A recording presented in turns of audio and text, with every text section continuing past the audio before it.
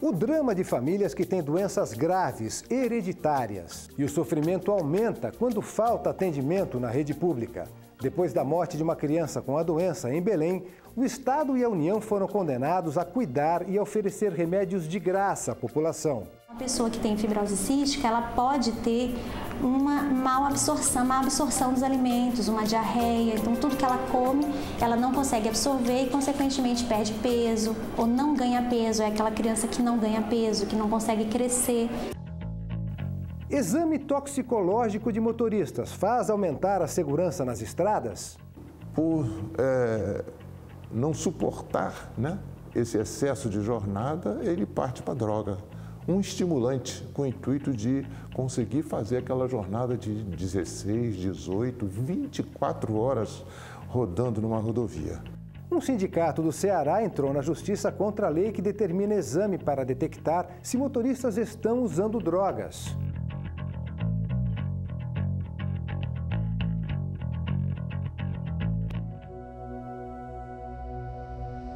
Denit é condenado por falta de sinalização em estrada que provocou um desastre e matou um pai de família. Foi muito estranho. Diz que assim, a cena e coisa, aquele caminhão, ele também muito... Porque diz que foi um acidente bem feio. A indenização que mãe e filha receberam, você vê agora no Via Legal.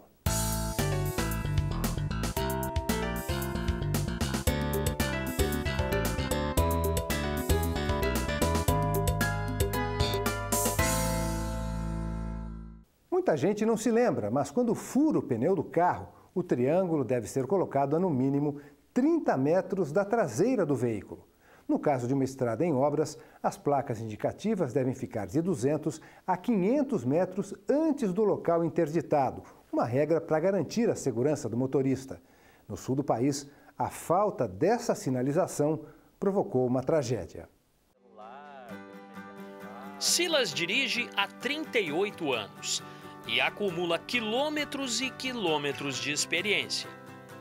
Eu aprendi que tem que ter muita paciência, cautela e andar tranquilo, seguir as normas de trânsito, velocidade padrão. Quando se trata de trânsito, todo cuidado é pouco.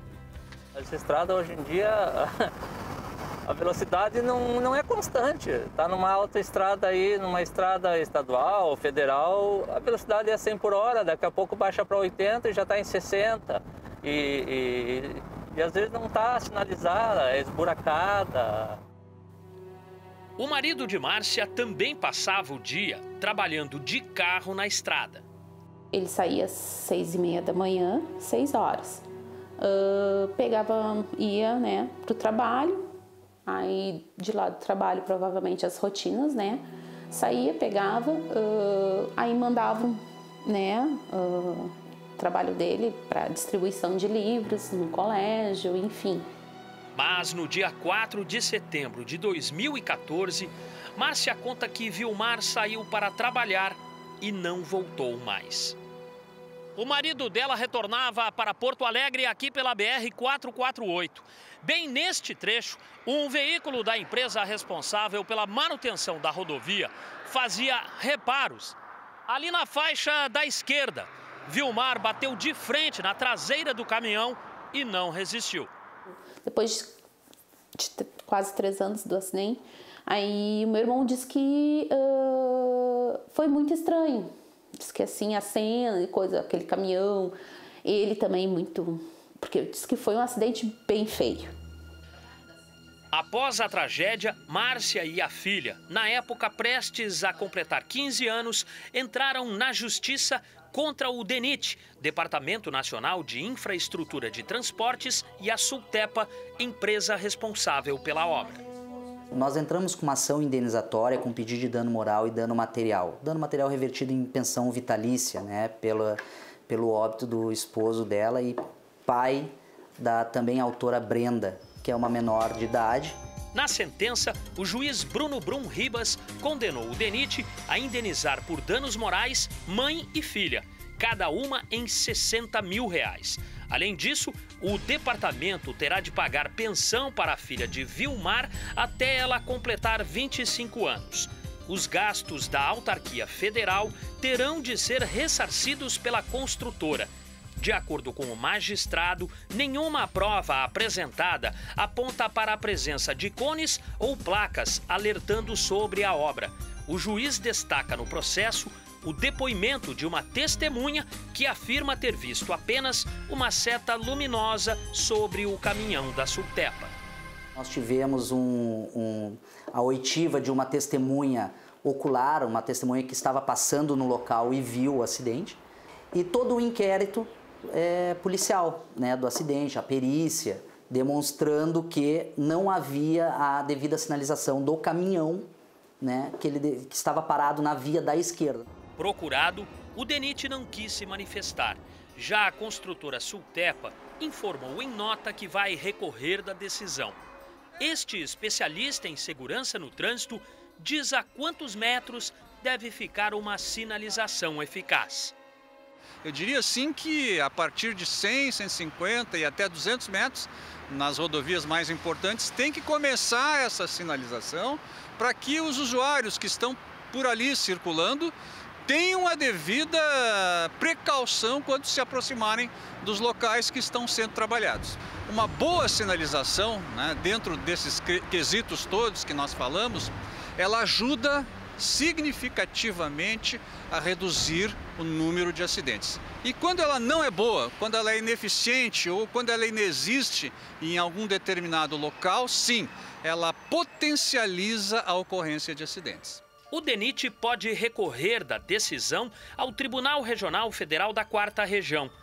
Mas, independentemente do resultado, a família tenta se reerguer e seguir o exemplo que o Vilmar deixou. É tocar a vida para frente e, enfim, não adianta. A gente está aqui, a gente está vivo e a gente pensa, né? Ele era uma pessoa feliz. Ele transmitia a felicidade. Então, é isso que a gente fica, as coisas boas.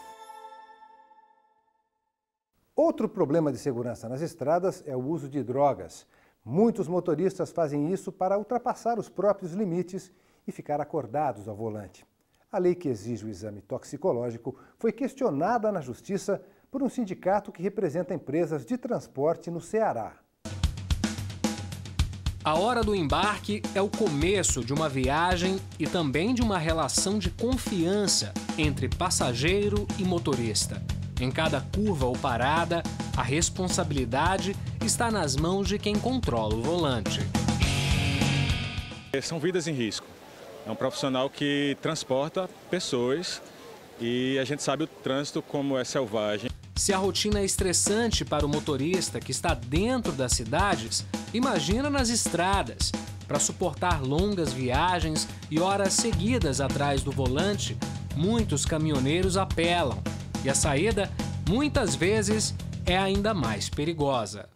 A busca pela droga é em função das jornadas longas, da necessidade dele trabalhar mais para poder ter um ganho maior e, em função disso, resolver os seus problemas familiar, social, né? E por não suportar, né, esse excesso de jornada, ele parte para a droga. Um estimulante com o intuito de conseguir fazer aquela jornada de 16, 18, 24 horas rodando numa rodovia. Para tentar reduzir os acidentes de trânsito, em 2015, uma lei passou a exigir que motoristas profissionais de transportes de cargas e de passageiros passem por exames toxicológicos na emissão ou renovação da carteira de habilitação. Além disso, desde o ano passado, o teste também deve ser feito pelo trabalhador quando ele é admitido ou demitido de uma empresa. O motorista profissional, ele cuida de vidas. E se ele não cuidar da própria vida dele, como que ele vai cuidar de outras vidas? O exame é feito com amostras de cabelo, unha ou sangue e é capaz de detectar se o motorista está trabalhando sob efeitos de drogas, como maconha, cocaína, crack e anfetaminas. O cabelo tem que ter pelo menos 4 centímetros para se detectar os 90 dias atrás se houve uso ou não da droga. E a droga pesquisada principalmente é a maconha e a cocaína. São as principais utilizadas pelos motoristas rodoviários. O exame custa cerca de R$ 300. O motorista autônomo paga quando for tirar e renovar a carteira de habilitação. Se for empregado, a empresa banca o valor na hora de contratar e demitir o profissional. Este foi um dos motivos que levaram o Sindicato das Empresas de Transporte de Passageiros por Fretamento do Ceará a entrar na Justiça. O argumento é que, além do alto custo, existem poucos laboratórios credenciados para fazer o teste, e isso dificulta o cumprimento da exigência. A instituição diz ainda que a regra é inconstitucional e fere o livre exercício da profissão. O sindicato pediu que a obrigatoriedade do exame toxicológico para os motoristas filiados seja anulada. Já a União explica que a legislação tem um motivo. Essa lei, e mais especificamente no que tange ao exame toxicológico, ela tem por objetivo reduzir o número de acidentes de trânsito cujos estudos demonstram alto índice de acidente de trânsito decorrente do uso de substâncias psicoativas. O exame toxicológico é apenas um aspecto dessa lei, desse diploma legal que visa, como dito, assegurar uma melhor qualificação do exercício da profissão de motorista em benefício dos trabalhadores e de toda a sociedade. Em primeira instância, o resultado foi negativo e o sindicato recorreu ao Tribunal Regional Federal da 5ª Região. A exigência do exame foi mantida. A decisão levou em consideração o fato de que no Brasil, aproximadamente 40 mil pessoas são vítimas de acidentes nas rodovias e estradas. Esses dados fornecidos pela OMS, Organização Mundial da Saúde.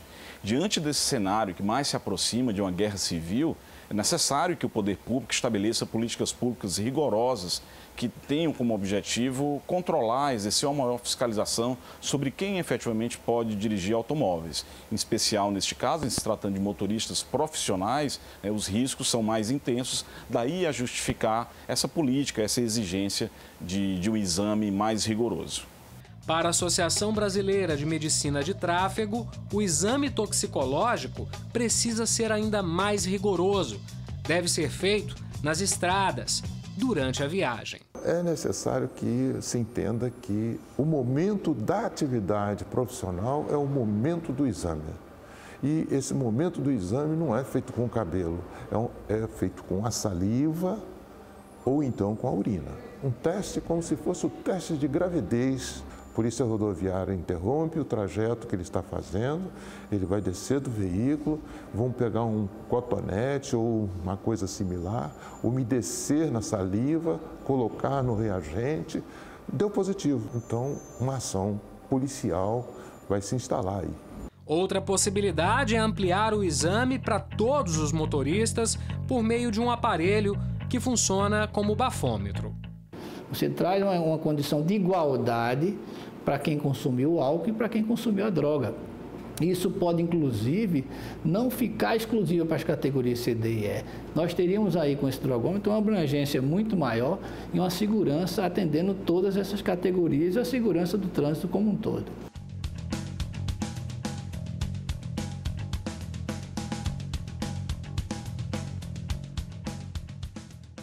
Direito à saúde, a remédios, exames e acompanhamento médico. Depois da morte de uma criança, o Estado do Pará e a União foram condenados a atender pacientes que têm uma doença grave, a fibrose cística, que passa de pai para filho. Eu fui praticar um exercício físico e passei mal, cheguei a escarrar sangue, como se o pulmão tivesse sangrado.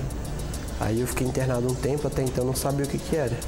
Aos 17 anos de idade, Igor descobriu que era portador de uma doença rara, a fibrose cística. A rotina mudou toda, né? Na verdade, agora eu tenho que fazer uns remédios, tratamento, fisioterapia. Além dos remédios, Igor faz sessões diárias de fisioterapia para conseguir eliminar o muco que se acumula no organismo. O espessamento exagerado do muco é provocado pelo desequilíbrio na concentração de cloro e sódio nas células que produzem as secreções do corpo. A doença é transmitida para os filhos quando o pai e a mãe carregam o gene portador. Ao contrário dos pais que não apresentam qualquer sintoma, nos filhos, a fibrose cística pode ter consequências graves. Em muitos casos, o acúmulo de secreção leva ao mau funcionamento de vários órgãos dos sistemas respiratório e digestivo, provocando a proliferação de bactérias e infecções constantes. Ela pode ter chiado no peito, como se fosse um asmático, mas só que não responde ao tratamento habitual da asma. Sinusites também de repetição, né? Ou crônicas. Uma pessoa que tem fibrose cística, ela pode ter uma má absorção dos alimentos, uma diarreia. Então, tudo que ela come, ela não consegue absorver e, consequentemente, perde peso ou não ganha peso. É aquela criança que não ganha peso, que não consegue crescer. Em Brasília, os pacientes da rede pública de saúde com menos de 19 anos são atendidos no Hospital da Criança. A médica pneumologista explica que o tratamento é complexo e envolve profissionais de várias especialidades. Além de medicamentos e fisioterapia, muitos precisam de vitaminas e até de suplementos alimentares. Ao mesmo tempo que as pessoas precisam engordar para crescer e ter uma boa sobrevida, precisa de suplementos alimentares também, né? Que é justamente, nós damos o suplemento para a pessoa engordar, ter uma nutrição adequada, junto com as enzimas digestivas, né? Então, o suplemento é uma parte do tratamento também. Em todo o país, 4.500 pessoas têm a fibrose cística, 200 no estado do Pará. E foi lá que a Justiça Federal precisou intervir para garantir o tratamento desses pacientes. O Hospital Universitário em Belém, capital do estado, onde é feito o atendimento, estaria sem medicamentos e suplementos há mais de um ano, o que teria provocado a morte de uma criança. A ação foi movida pelo Ministério Público Federal, que denunciou a situação precária do hospital à Justiça. O juiz federal Henrique Dantas, da Seção Judiciária do Pará, conversou com a nossa equipe por videoconferência, após condenar o Estado do Pará e a União a fornecerem os remédios e suplementos aos pacientes, além dos exames e acompanhamento médico. O fundamento maior dessa decisão foi alicerçado na Constituição, que é a nossa lei maior, que não pode ser descumprida, ela não pode ser uma promessa ao futuro, ela deve ser concretizada. Então, na Constituição está garantido o nosso direito à vida, o nosso direito a uma vida digna e o direito à saúde. Segundo a médica, a continuidade do tratamento desses pacientes é fundamental. Quanto mais cedo a gente começa o tratamento e o acompanhamento num centro especializado, melhor vai ser a vida da pessoa, a sobrevida, a qualidade de vida vai melhorar muito. Igor quase não apresenta mais os sintomas da doença e sabe que o diferencial foi o atendimento adequado para o combate à fibrose cística. A qualidade de vida ia ser bem inferior, né? Porque eu acho que todo mundo precisa ter acesso aos tratamentos, aos remédios, para ter uma qualidade de vida melhor, né?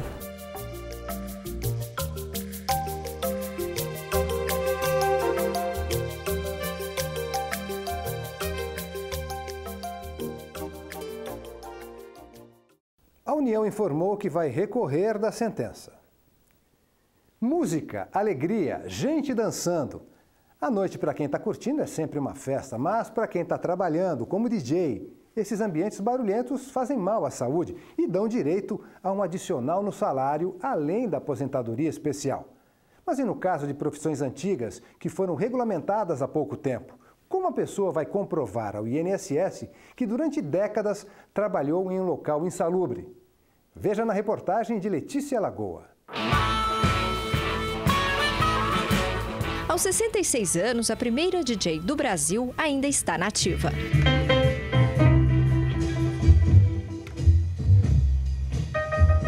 Sônia começou a tocar na década de 60, numa época em que a profissão nem existia. Ninguém nem sabia falar, nem era esse termo. Meu nome era Sônia Plasta, porque era Sônia com sonoplasta que se usava, né? A coisa foi, mas sempre com muita dificuldade, porque mulher não era bem vista na madrugada, uma moça de família trabalhar à noite. A carreira deslanchou e as discotecas viraram uma febre. Mas nem tudo foi festa. Ao longo dos anos, os ambientes fechados e barulhentos trouxeram graves consequências. Eu aqui com o fone, você vai ouvir lá na porta como se estivesse no seu ouvido, de tão alto que eu ouço. Então você imagina meu ouvido como é que já está. Antigamente você ficava fechado e as boates não eram grandes como hoje. Tinha muito menos gente, né? Eram salas pequenas, todo mundo fumando, cigarro, aquela altura de som. E quem que protegia? Ninguém. A profissão de DJ passou a ser reconhecida pelo Ministério do Trabalho há apenas 4 anos. Está na mesma categoria de discotecário. Mas para quem começou a atividade em décadas passadas, hoje encontra dificuldades para comprovar a função exercida em ambientes considerados insalubres. E assim, pedir ao INSS a aposentadoria especial. Nós vamos analisar toda a documentação da parte médica, que é técnica, da atividade que ele exerce e o que ele faz, e não só a função simplesmente. Toda a parte dos agentes, aqueles fatores de risco que ele está exposto, que podem ser físicos, químicos, biológicos ou uma associação de agentes. Então, muitas vezes, tem campos que não são preenchidos, datas incorretas, não tem responsável técnico por aquele período. Então, são falhas no preenchimento que acabam causando indeferimentos. Quando o pedido é negado pela Previdência, muitos recorrem à Justiça Federal. O caso mais recente é o de uma discotecária de Araras, no interior paulista.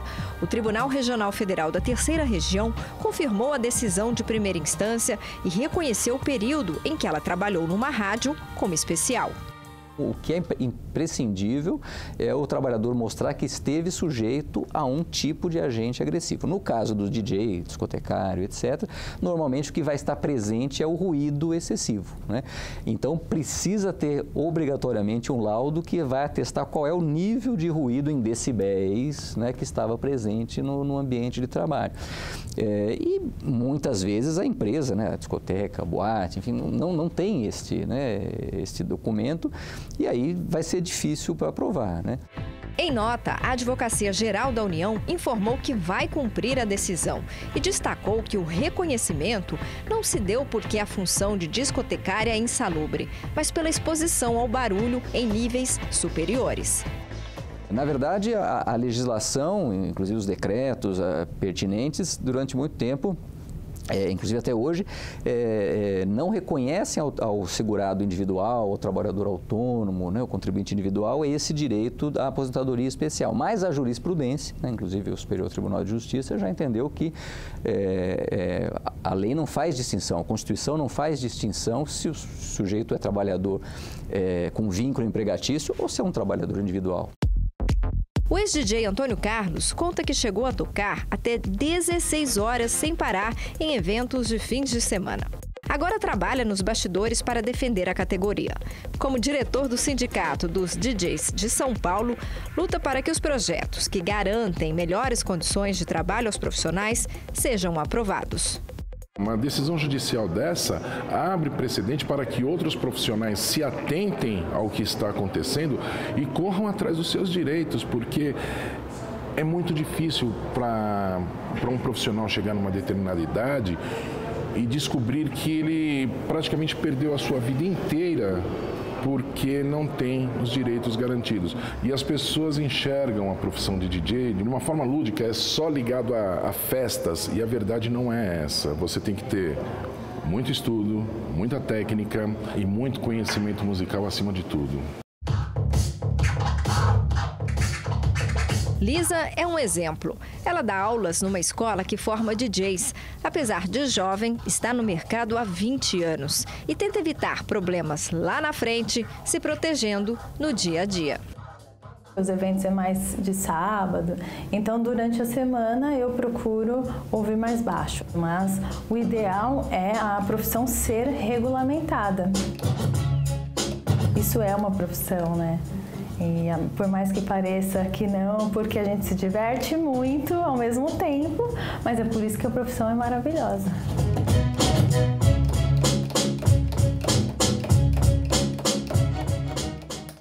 É isso, o Via Legal fica por aqui. A gente volta na semana que vem com outras decisões da Justiça Federal. Gostou de uma matéria? Quer assistir de novo? Acesse as nossas redes sociais.